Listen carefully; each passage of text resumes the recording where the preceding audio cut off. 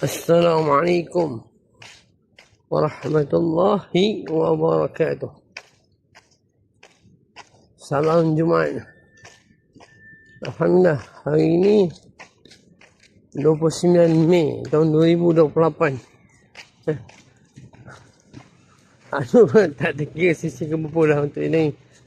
Cuma kita ni noting akan berakhir pada 14 Juni So ini 3 sesi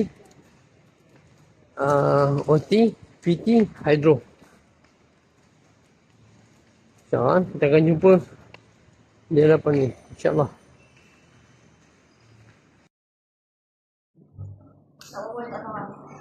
Seperti biasa, kita akan cek BP dulu. BP tinggi tak boleh, BP rendah pun tak boleh. Nak apa usian BP kita pagi ni? Selamat Raya kan? Raya.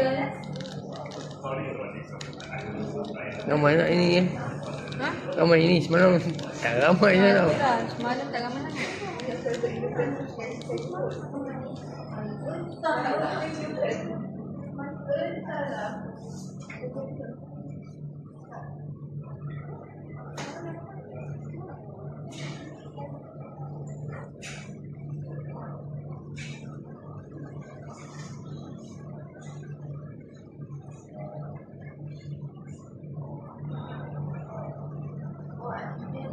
Okey, cun. Mama. 12779. 12779. Okey. Terima kasih ya cikgu.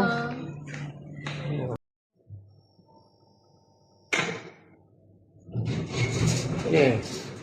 Alhamdulillah seperti biasa. Selepas BP kita tengok memberikan untuk pagi ni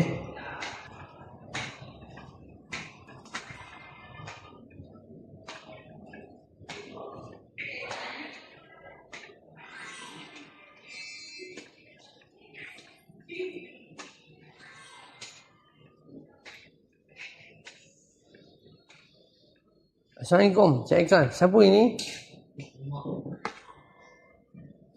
Jumpa Hakim. Kita jumpa Ketua Darjah.